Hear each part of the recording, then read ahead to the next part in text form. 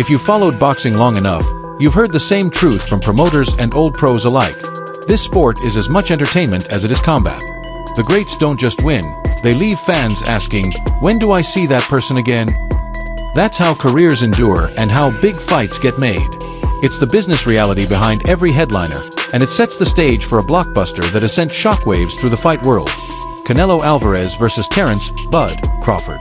On paper, it's a spectacle with true crossover appeal.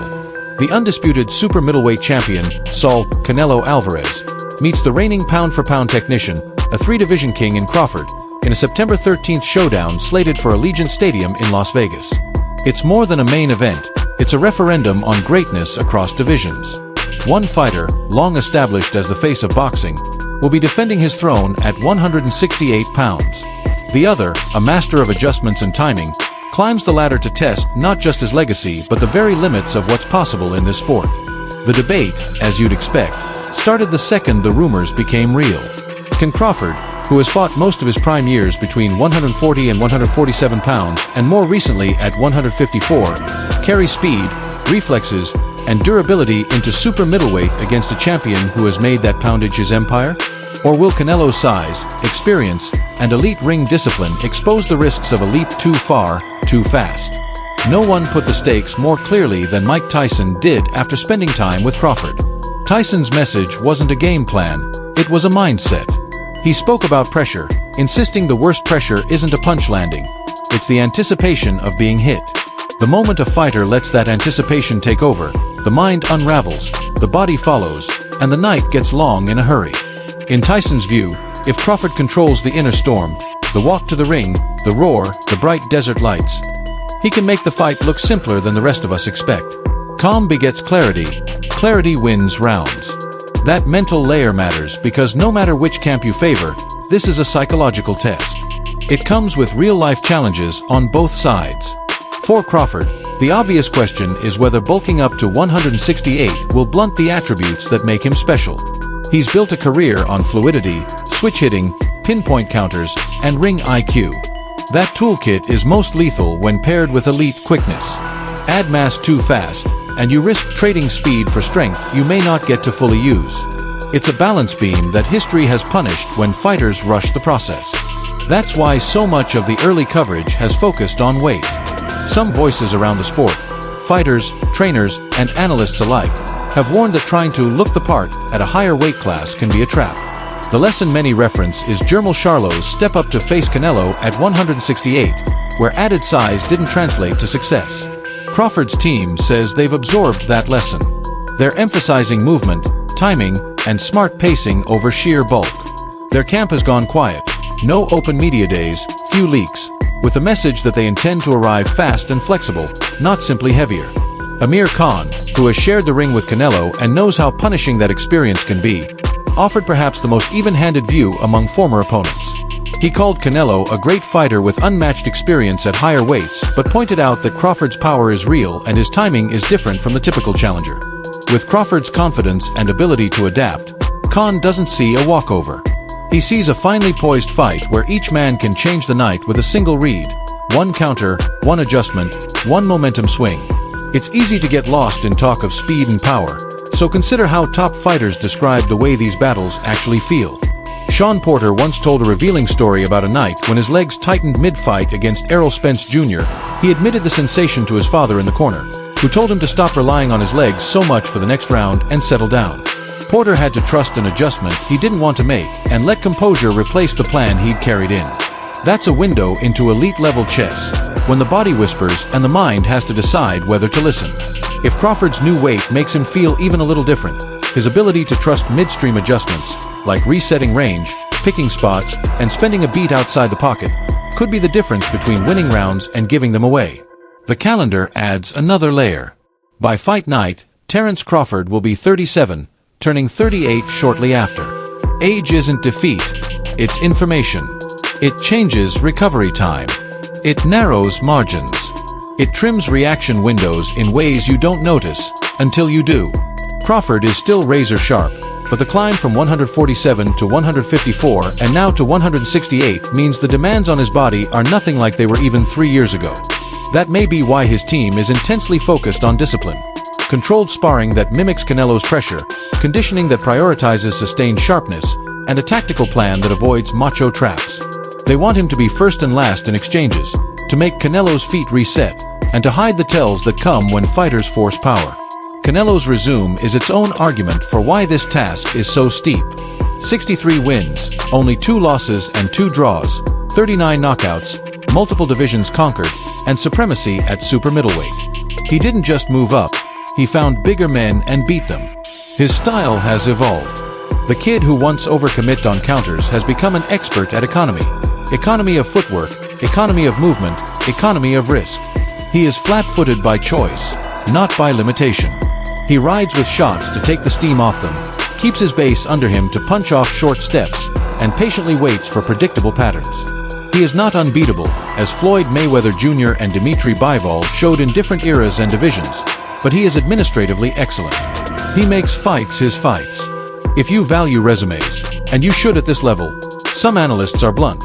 They believe the quality of opposition Canelo has regularly faced dwarfs what Crawford's opponents could have offered in the same divisions. It's not a criticism of Crawford's perfection so much as a reflection on Canelo's route. Gennady, Triple G, Golovkin, Arislandi Lara, Austin Trout, Callum Smith, Caleb Plant, Sergey Kovalev, Miguel Cotto, and the aforementioned Bivol and Mayweather.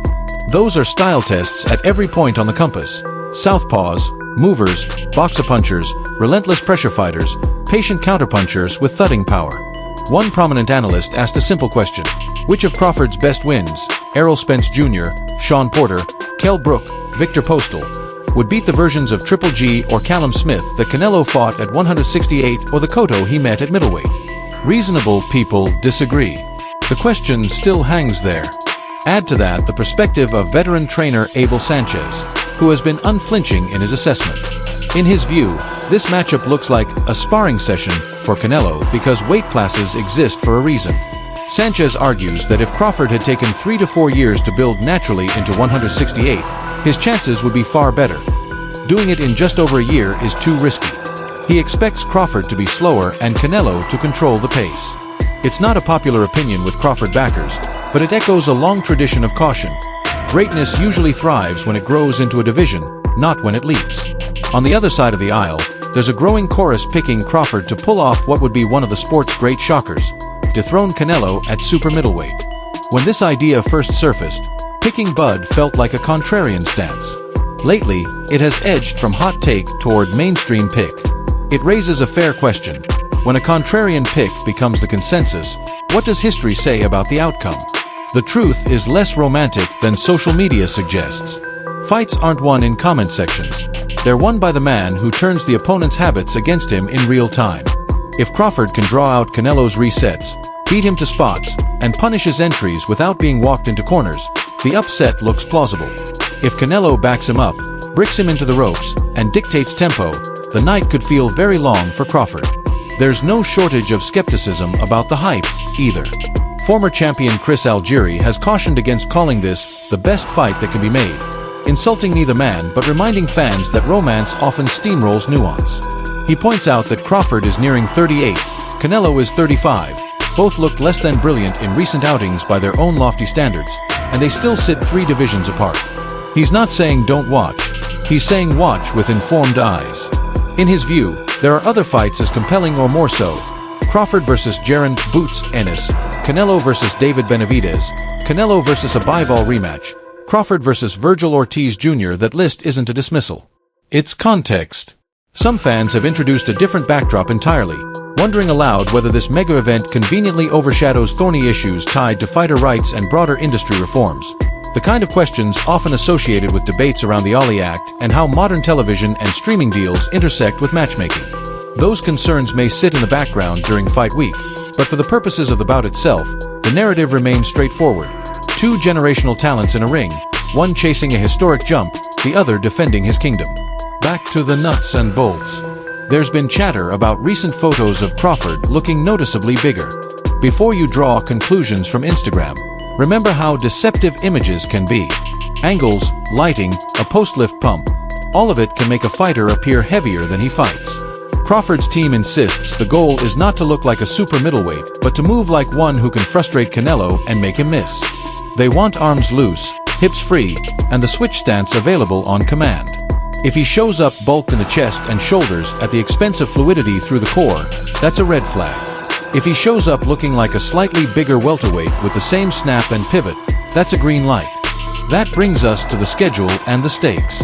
On September 13th in Las Vegas, under the lights of Allegiant Stadium, the undisputed super middleweight title will be on the line. Canelo brings in a record that reads like a museum of accomplishments. 6-3-2-2 with 39 knockouts, a 4-division world champion, a 2-time undisputed champion, and the reigning 168-pound boss.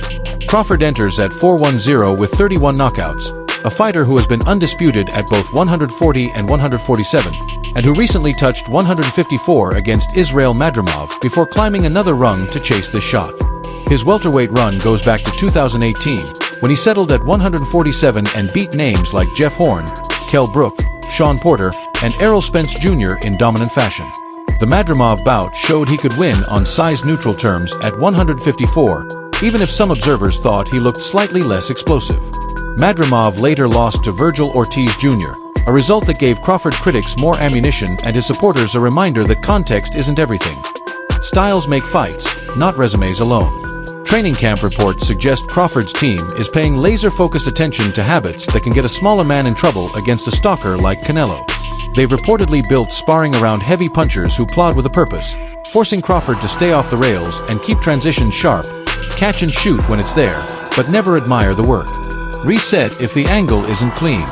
Don't stay in the pocket for one more when Canelo draws the trap. The idea is to frustrate him with defense, walk him into check hooks, and punish lazy jabs with southpaw counters. This isn't about brute strength. It's about making Canelo carry a target that won't cooperate. Canelo's camp, on the other hand, rarely deviates from what wins them fights. He will walk down the center line with head-upper torso movement, go body head, and make a smaller fighter choose between giving ground or giving up ribs. He's mastered the slight roll, taking shots on the glove and shoulder so they land with reduced impact and set up compact counters. It's tempting to think of him as basic, because his approach doesn't rely on flash.